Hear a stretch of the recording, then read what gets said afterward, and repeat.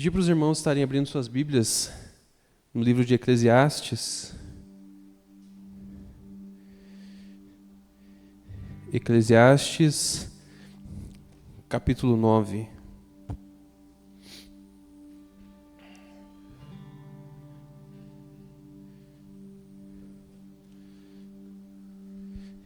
Eclesiastes, capítulo 9, versículo 10. Você que achou, se coloque em pé.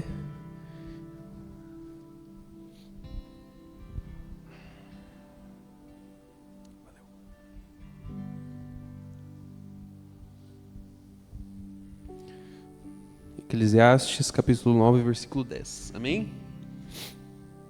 Diz assim: tudo quanto te vier a mão para fazer, faze-o conforme as suas forças, porque na sua sepultura, para onde tu vais, não há obra, nem indústria, nem ciência, nem sabedoria alguma.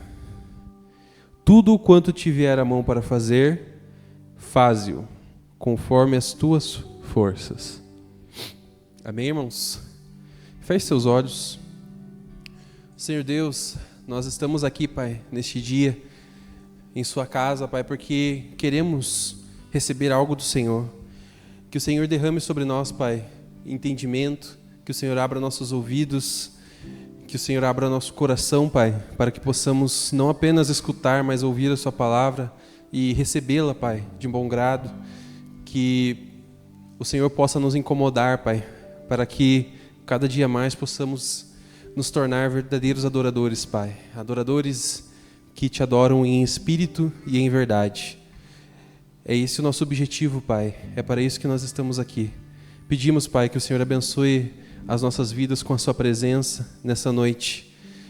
E agradeço, Pai, por cada vida que está aqui representada, cada família. Em nome de Jesus. Amém. Pode estar se sentando, irmãos.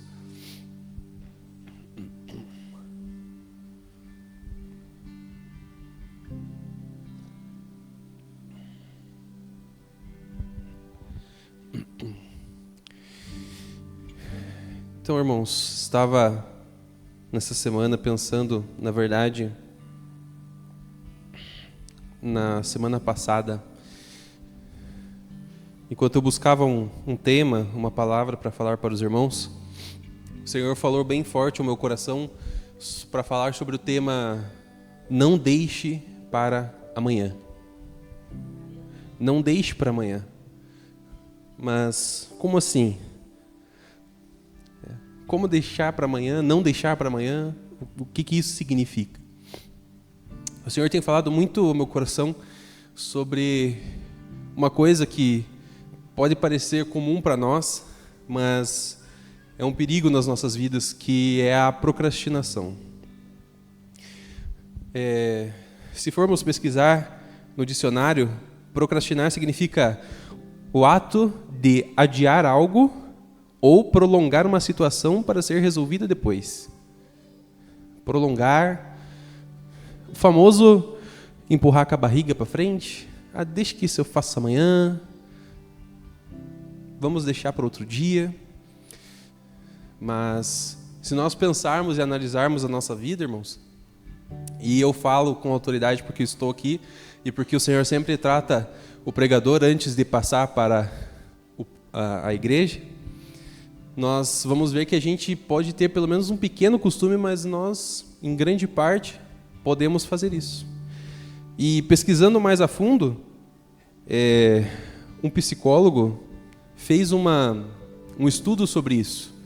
E ele aponta nesse estudo que cerca de 20% das pessoas adultas são compostas por procrastinadores crônicos.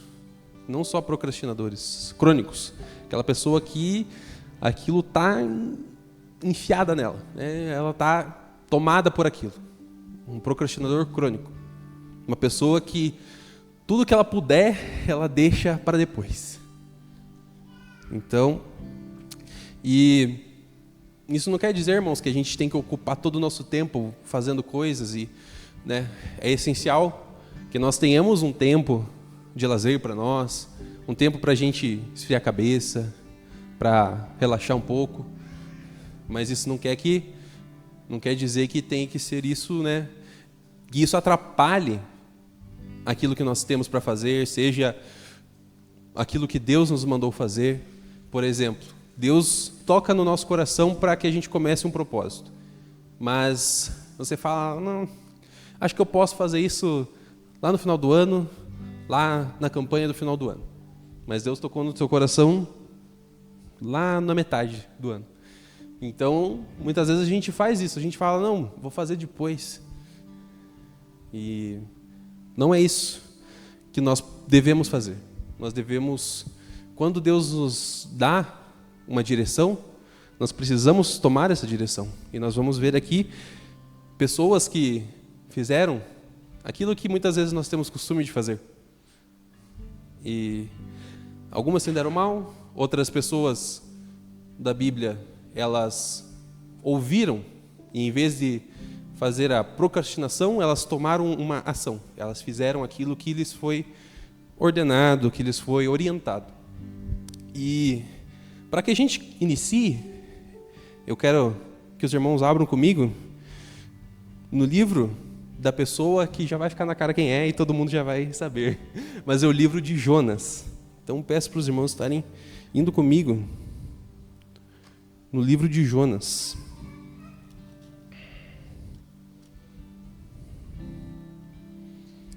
Vamos ler o capítulo 1, a partir do versículo 1.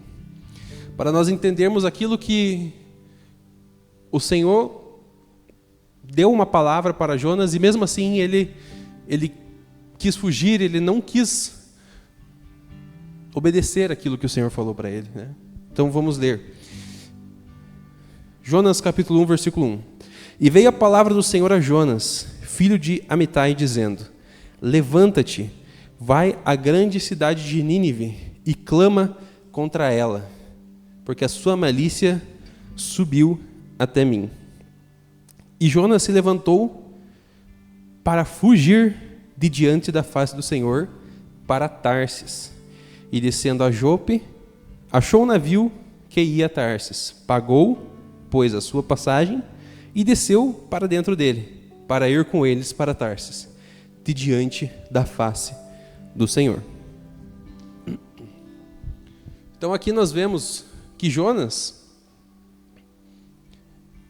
aqui no título desse capítulo, para mim aparece a vocação de Jonas. Então, Jonas recebeu um chamado do Senhor ali. Ele recebeu um chamado para ir a uma cidade para pregar contra aquela cidade. Para pregar, diz ali, e clama contra ela. Então, ele tinha ali uma orientação do Senhor para onde ele deveria ir e o que ele deveria fazer. Mas ele, poderia dizer como um bom brasileiro, fugiu, foi para o lado contrário, não quis fazer aquilo que o Senhor orientou ele a fazer. Muitas vezes Deus fala com a gente, Deus nos dá uma palavra, Deus mostra para nós o nosso chamado, e muitas vezes nós vamos contra isso. O Senhor, Ele não nos chamou para ficarmos só sentados no banco ouvindo a palavra. Não, Ele nos chamou para que nós fizéssemos parte da igreja.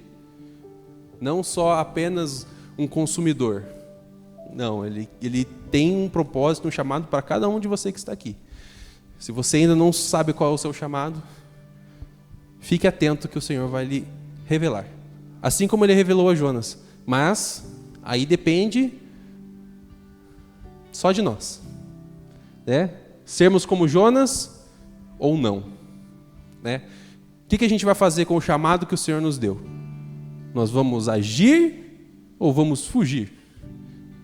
Jonas não teve uma experiência muito boa, os irmãos sabem. Depois que ele entrou naquele navio, viu uma tempestade. Esses dias eu estava na internet e eu vi um cruzeiro. E estava uma tempestade, e eles filmando a janela do cruzeiro. E veio aquela onda e bateu, assim, pum, dava para ver tudo por baixo, assim, da água. Não foi muito, muito legal. Eu imagino que aquelas pessoas que estavam naquele cruzeiro passaram medo. Então imagine Jonas naquela época ainda, né? Então, não só isso, né? Deus mandou um peixe que engoliu Jonas e ele ficou dentro de um peixe por 3 dias.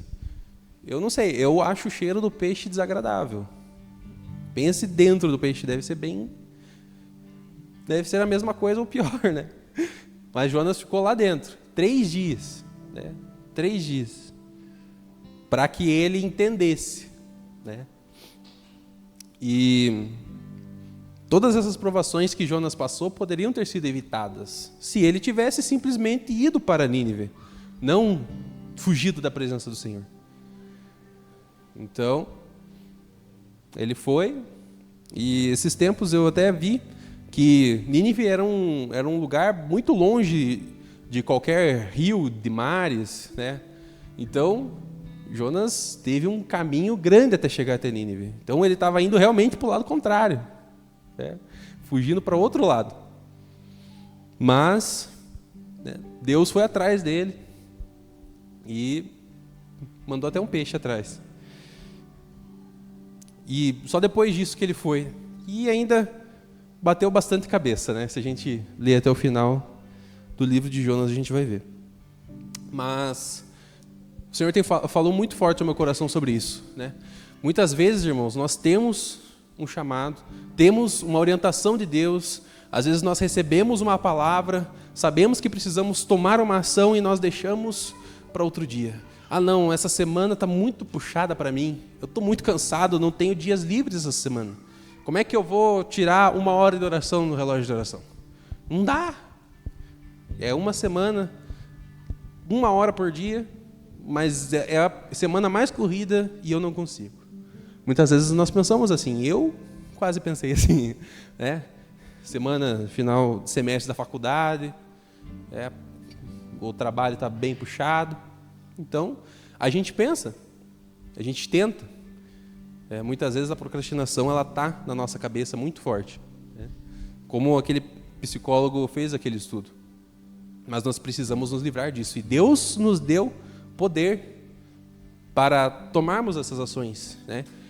Para nós quebrarmos a procrastinação e agirmos.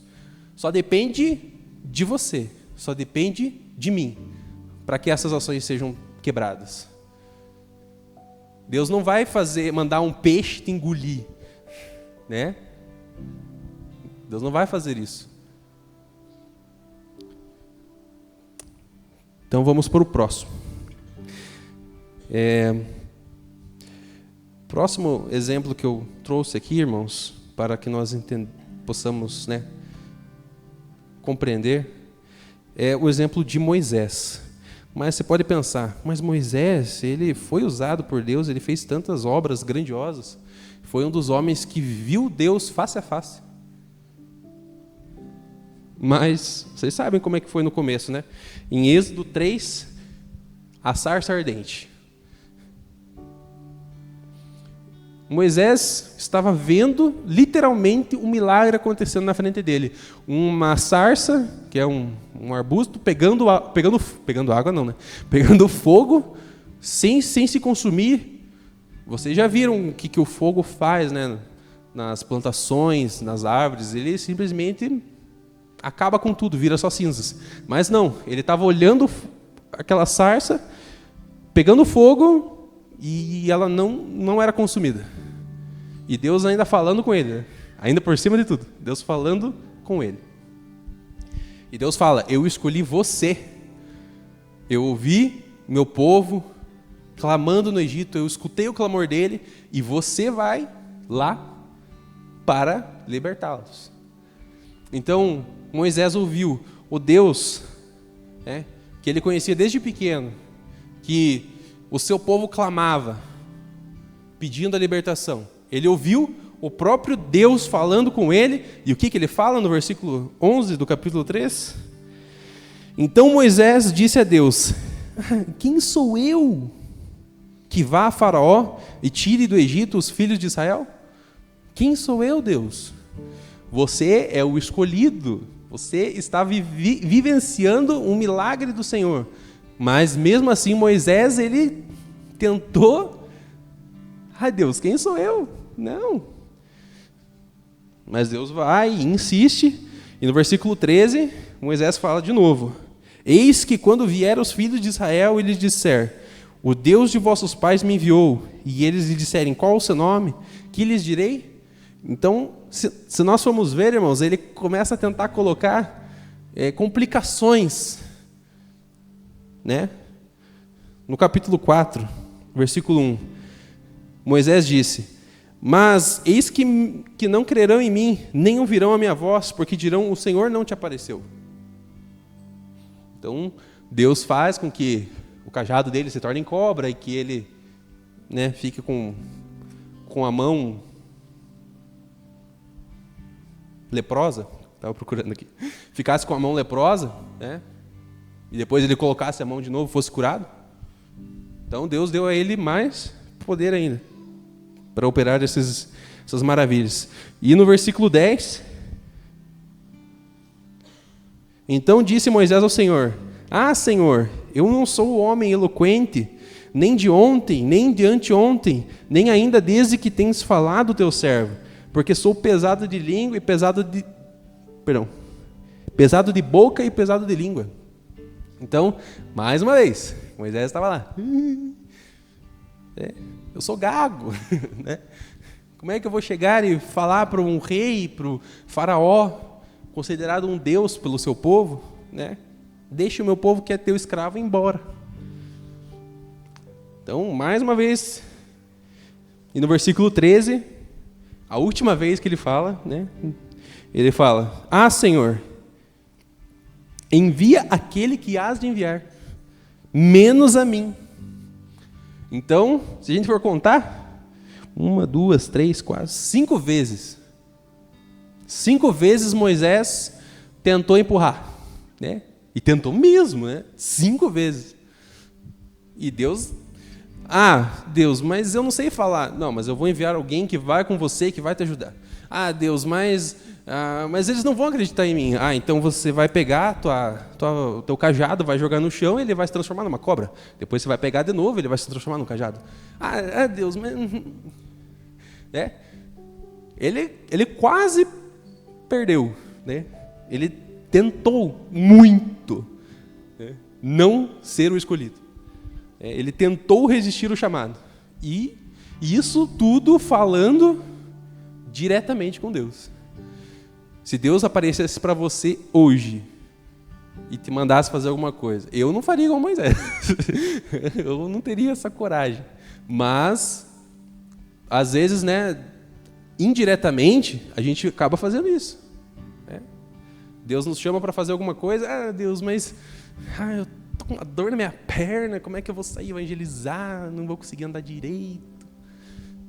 Deus, mas... Desculpas, né, irmãos? Uma vez, em uma das reuniões do grupo de louvor, foi passado um vídeo para nós, de um rapaz falou muitas coisas edificantes. E ele falou uma coisa que sempre me lembra, né? E ele fala assim, quem quer fazer, dá um jeito. Quem não quer fazer, dá uma desculpa. Então, se você quer fazer alguma coisa, você dá um jeito. Não, mas eu saio mais cedo do meu trabalho para ir lá. Mas se você não quer, não, mas eu tenho que trabalhar até tarde hoje, Deus. Como é que não vai dar? Então, se nós queremos, irmãos, nós podemos. Só basta nós decidirmos. Né? E voltando para falar de Moisés. Moisés, ele foi um homem que operou grandes coisas. Ele abriu um mar, ele abriu uma passagem em terra firme no meio do mar. Ele fez brotar água de uma pedra. Então, Moisés operou grandes maravilhas para o povo. Mas, quase que ele não fez isso, né? Quase que Deus teve que enviar outra pessoa, porque ele não estava querendo muito, não. E Deus, ele não vai interferir, irmãos, nas nossas escolhas. Né?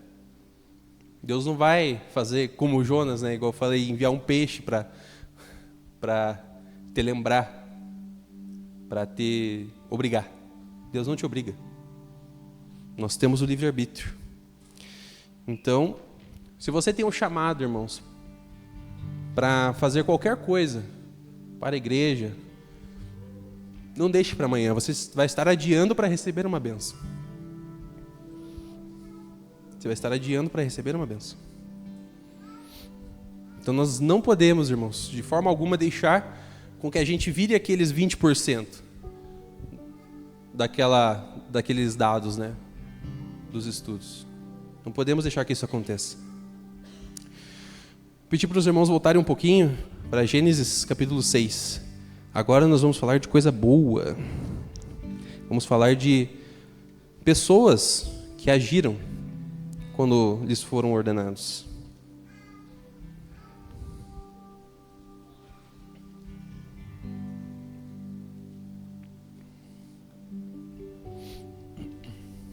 Gênesis capítulo 6, vamos ler a partir do versículo 14.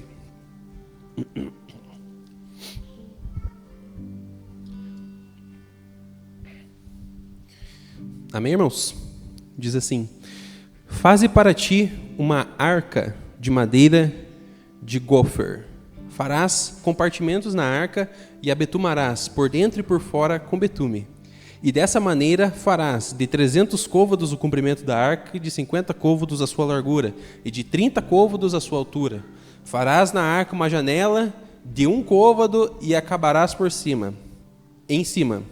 E a porta da arca porás ao seu lado. Far-lhe-ás andares baixos, segundos e terceiros. Vamos pular, irmãos, para o versículo 22. Diz assim: assim fez Noé, conforme tudo o que Deus lhe mandou, assim o fez. Noé agiu. Não diz ali, Noé esperou 2 anos e começou. Noé esperou 1 semana e começou. Não. Diz ali, assim fez Noé conforme tudo o que Deus lhe mandou. E não foi fácil, irmãos. Se a gente for ver o tempo que demorou para ele construir a arca, foi bastante tempo. Muito tempo. E o povo ainda por cima falava contra ele, né? Gozava da cara dele, zombava. O que você está fazendo? Não chove aqui. Aquele calor de arrachar, tipo em Campo Grande. E ele fazendo uma arca lá para chover. Vai alagar tudo aqui, pessoal. Vamos entrar na arca. Não, você está louco. Não. Noé agiu. Ele fez tudo conforme Deus ordenou. Tudo. E através de Moisés, não, estou trocando. Através de Noé, Deus iniciou uma nova era na terra, né? Acabou-se os povos antigos e a partir de Noé, Deus povoou a terra novamente. Então, este é um exemplo, irmãos, que nós podemos nos espelhar em Noé. Quando nós recebemos uma orientação de Deus, quando nós recebemos uma palavra, quando nós sentirmos de fazer alguma coisa para que nossa vida espiritual seja alimentada, não deixe para depois, faça. Tome uma ação, não faça uma procrastinação. Amém? Um pouquinho mais para frente, vamos para mais um exemplo. Capítulo 12 de Gênesis. Vamos falar agora sobre Abraão. Gênesis capítulo 12, a partir do versículo 1. Diz assim: ora, o Senhor disse a Abraão: sai-te da tua terra, da tua parentela e da casa do seu pai, para a terra que eu te mostrarei, e far-te-ei uma grande nação, e abençoar-te-ei e engrandecerei o teu nome, e tu serás uma bênção, e abençoarei os que te abençoarem, e amaldiçoarei os que te amaldiçoarem. E em ti serão benditas todas as famílias da terra. Versículo 4. Assim partiu Abrão conforme como o Senhor lhe tinha dito, e foi Ló com ele. E era Abrão da idade de 75 anos quando saiu de Harã. Então, irmãos, se nós formos ler o versículo 4, diz: assim partiu Abrão. Não, assim, após 5 anos, partiu Abrão das terras do seu pai. Não. Abrão agiu, irmãos. Ele saiu de uma terra onde ele tinha tudo, né? Ele levou seus bens, mas era uma terra onde ele já estava se instalado, já conhecia as pessoas, estava com sua família. E ele saiu. Foi seguir o chamado de Deus. E Deus o abençoou grandemente. Tanto que na Bíblia, muitas e muitas vezes é falado sobre o Deus de Abraão, Isaque e Jacó. Ele se tornou uma pessoa conhecida, né? Falada, uma pessoa reconhecida até nos tempos de Jesus, se falava sobre Abraão. Isso porque ele agiu. Porque se Abraão se acomodasse, ele ia falar, quantos anos que ele tinha mesmo? 75? Ah, mas eu estou muito velhinho já para sair daqui da casa. Vou ter que sair aqui no meio do deserto, pegar meu camelinho, sair andando. Não, ele foi. Ele não deu desculpas. Ele deu um jeito, né? Às vezes pode ter errado no meio do caminho levando o sobrinho dele. Sim, mas ele fez. Melhor do que ele não ter feito. Então, Abraão agiu. E creio que não foi uma coisa muito demorada, não, irmãos. Claro que era mais difícil do que o Noé, por exemplo, que era começar, né? Não, ele tinha que arrumar as coisas dele, pegar todo o gado. E ele era um homem bem-sucedido, mas ele fez. Ele não arrumou desculpas. Agora vamos para o Novo Testamento, irmãos. Mateus, capítulo 4, para nós estarmos encerrando. Mateus, capítulo 4, a partir do versículo 18.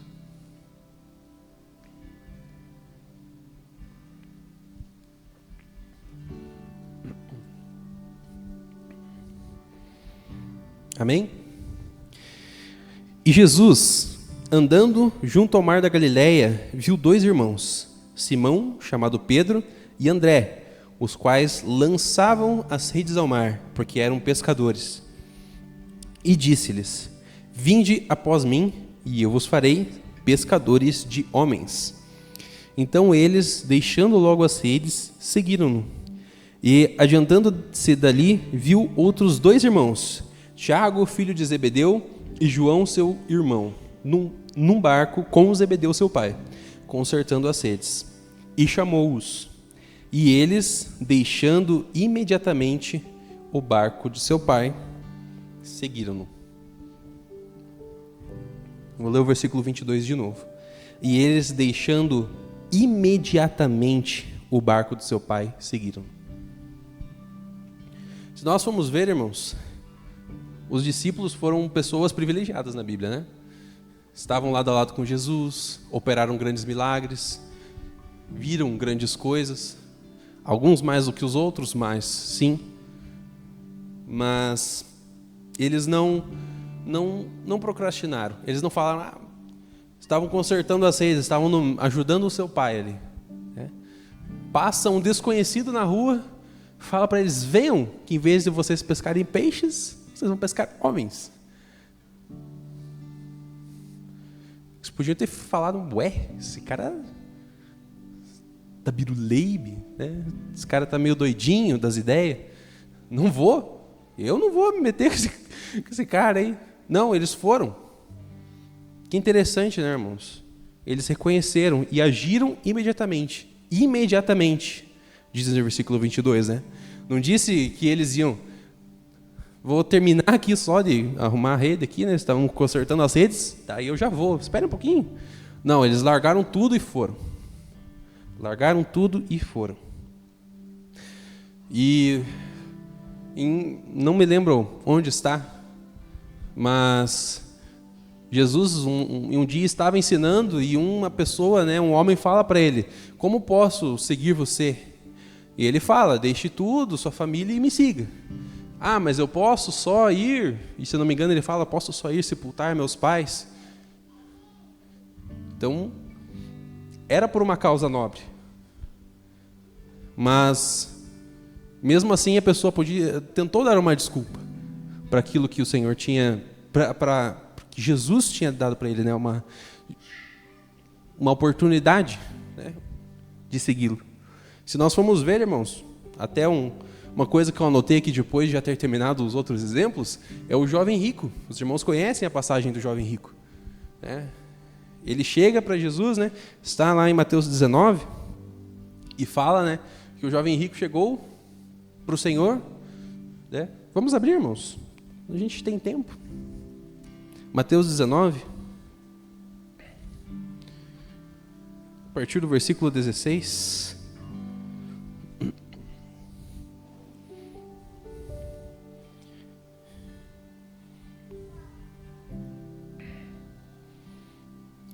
Diz assim: e eis que, aproximando-se dele, um jovem disse-lhe: bom mestre, que bem farei para conseguir a vida eterna? E ele lhe disse: por que me chamas bom? Não há bom, senão um só, que é Deus. Se queres, porém, entrar na vida, guarda os mandamentos. Disse-lhe ele: quais? E Jesus disse: não matarás, não cometereis adultério, não furtarás, não dirás falso testemunho, honra teu pai e tua mãe, e amarás o teu próximo como a ti mesmo. Disse-lhe o jovem: tudo isso tenho guardado desde a minha mocidade. Que me falta ainda? Disse-lhe Jesus: se queres ser perfeito, vai, vende tudo o que tens, dá aos pobres, e terás um tesouro no céu. Vem e segue-me. E o jovem, ouvindo essa palavra, retirou-se triste, porque possuía muitas propriedades. E disse então Jesus aos seus discípulos: em verdade vos digo que é mais difícil entrar um rico no reino dos céus. E outra vez vos digo que é mais fácil passar um camelo pelo fundo de uma agulha do que entrar um rico no reino dos céus. Então, mais um exemplo para nós, irmãos. Um homem, ele preferiu as riquezas do mundo ao chamado do Senhor. Muitas vezes ele pode ter pensado: não, vou esperar, né, me aposentar, deixar as riquezas minhas para os meus filhos. Eu sou jovem, ainda nem casei, não sei, né? Não diz. Então, ele deixou passar essa oportunidade. Mas, falando dos discípulos, né, eles agiram imediatamente ao chamado. E operaram grandes coisas, e viram grandes coisas, né? Alguns deles tiveram oportunidade de ver, né, o Senhor Jesus glorificado. João teve a oportunidade de ver o fim dos tempos. Então, isso tudo, né, além de estar com o Senhor Jesus. Então, irmãos, olhando para todos esses exemplos, eu vejo que eu não quero ser um procrastinador. Eu quero ser como Noé, como Abraão, como os discípulos, como outras pessoas que agiram quando precisava que fosse tomada essa ação. E para nós encerrarmos, irmãos, o último versículo, peço que os irmãos estejam comigo no livro de Efésios, capítulo 5.